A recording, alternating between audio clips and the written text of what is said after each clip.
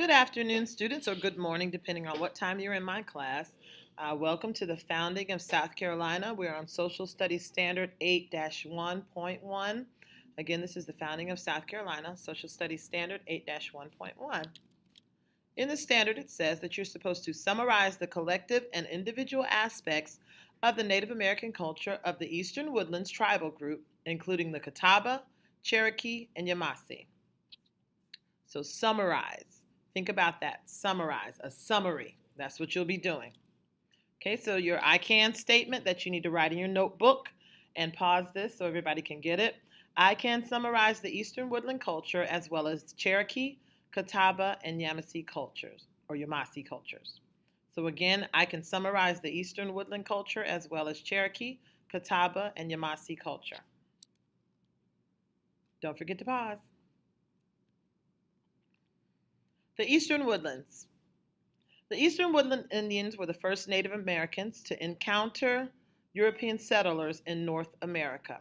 So we kind of talked about this before because most of the explorers explored on the East Coast and most of the settlers settled on the East Coast. These were the first tribes that we actually ran into.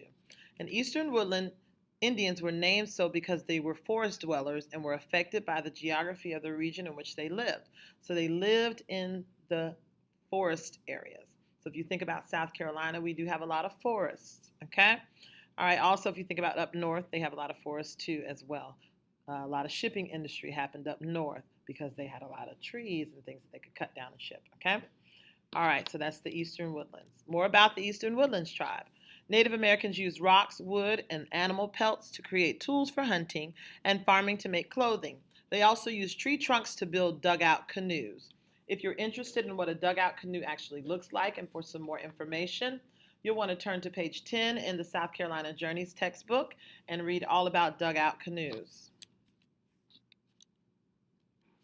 Native Americans used rivers for transportation and fishing. So this is how they got around. So they got around on these dugout canoes. Also, housing was made from natural resources available in the area, such as tree bark and animal hides. So there's different kind of housing that the Native Americans had. So there were wigwams, there were also wattle and daub houses, and then you had the long houses too, okay? And you'll learn more about that as you research your Native American tribe. The land was fertile with rolling hills and clay soil, which allowed the people of the Eastern Woodlands to develop farming. So when people stopped being so nomadic after the prehistoric eras, they started moving together in small villages and creating farms so they were able to supply food for the entire tribe. If you look at this picture on the side, there's long poles that looks like they're going around the village. So those are called palisades, okay? Again, that's Palisades. Those are the long poles that look like a gate that's going around that village that you see right there in front of you. And I said that because you need to write it down. All right, the men used sharp points carved from rocks and animal bones for hunting, as well as bows and arrows, because they had not yet discovered iron. So they used bones and rocks to actually make their bows and arrows. Pretty innovative, actually, if you think about it. So there was no iron. So we know we have steel swords and iron swords and different things like that. But they hadn't discovered iron yet. So they used, again, sharp points carved from rocks and animal bones for hunting and bows and arrows. Because Eastern Woodland natives farmed, they settled into more permanent villages than their nomadic ancestors. I just mentioned this a moment ago. So when people stopped roaming, following the animals that they needed to eat, and they actually settled in villages, these villages became permanent. Okay, so if you have a permanent house, you're more than likely to have some type of farm or somewhere where you can actually get your food from. Native Americans believed that the land was held in trust by tribal groups. In other words, they actually cared about the land, so you didn't cut down a tree unless you needed it.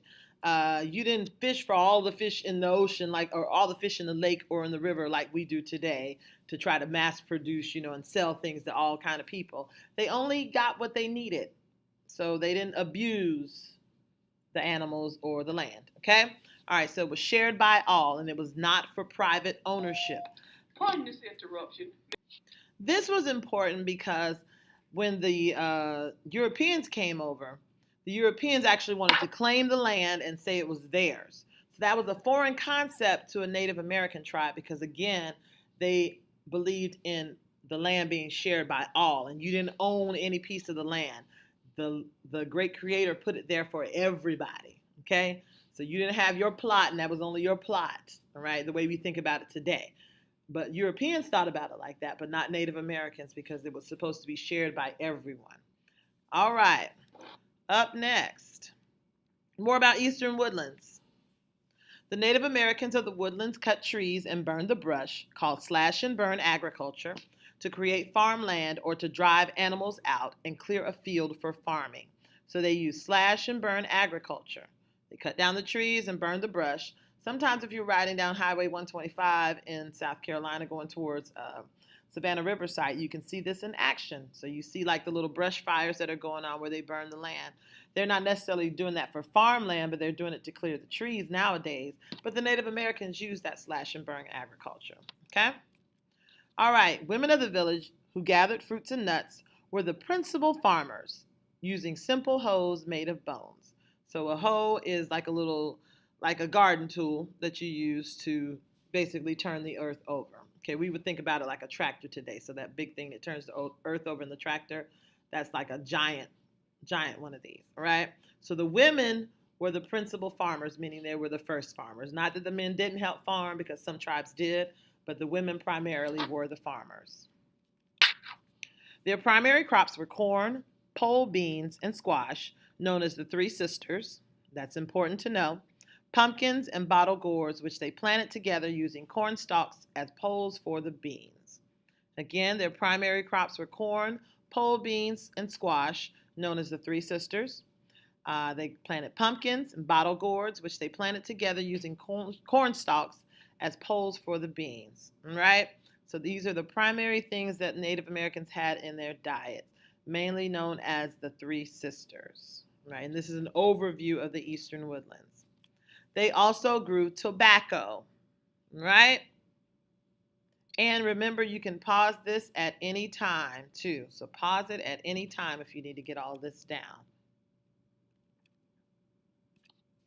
The three most important tribes were the Cherokee, Catawba, and Amasi. And if you look at this map that's right here, you'll see the areas that those three tribes, which were the major tribes in South Carolina, lived in.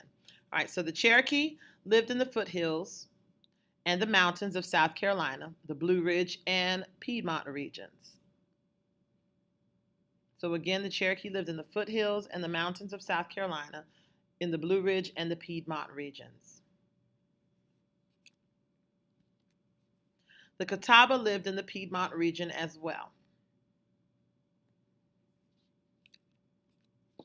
The Amasi lived along the coast. And you can see all of that in that picture that's right there in front of you. And this picture is actually from the Amasi War.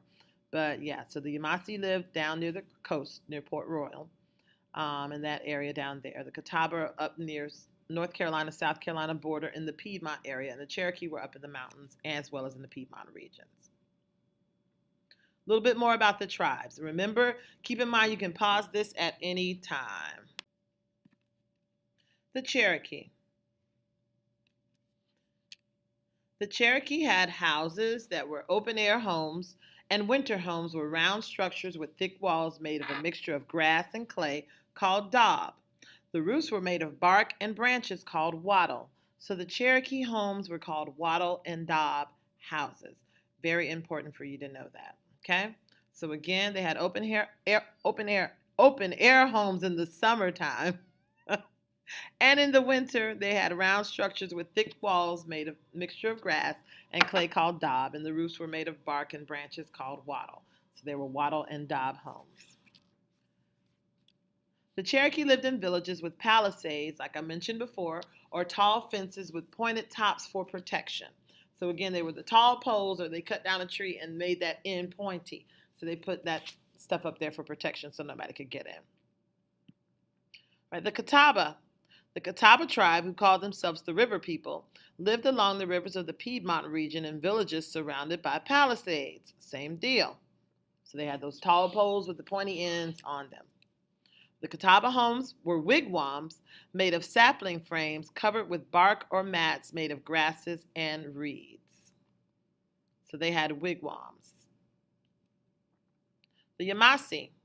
The Amasi Nation was originally from Spanish Florida, or present-day Georgia, but later moved to the coast of South Carolina near the mouth of the Savannah River to escape the Spanish governor.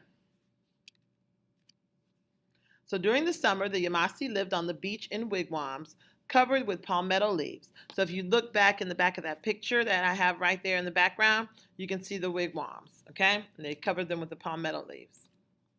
During the fall and winter and spring, they lived farther inland in wattle and daub homes, like the Cherokee, with a roof made of palmetto leaves. Okay? The Amasi diet included clams and oysters. The Amasi fled to Florida after the Amasi War with the settlers. We'll learn more about the Amasi War a little bit later on in this course. All right? Again, keep in mind you can pause this anytime you need to, okay? And we did just cover the three major tribes, the Cherokee, the Amasi, and the Catawba. So the Eastern Woodland tribes traded furs and deerskins for iron tools, weapons, and guns. Who did they trade with, you might ask? They actually traded with some of the European settlers, right? And they traded with each other as well. Settlers eventually took over more of the native people's lands, cheated them in trade, and forced some of the natives into slavery, leading to hostilities between the settlers and the people of the Eastern Woodlands nations.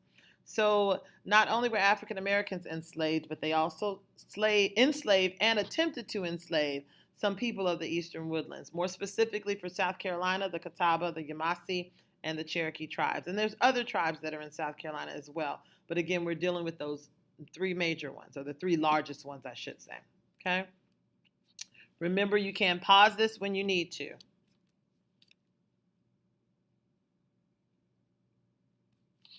All right, so you have some work that you need to do today in regards to these Native Americans. Make sure you get all of this stuff in your notes, and I will give you a presentation on the project that you will begin while I'm away. Okay?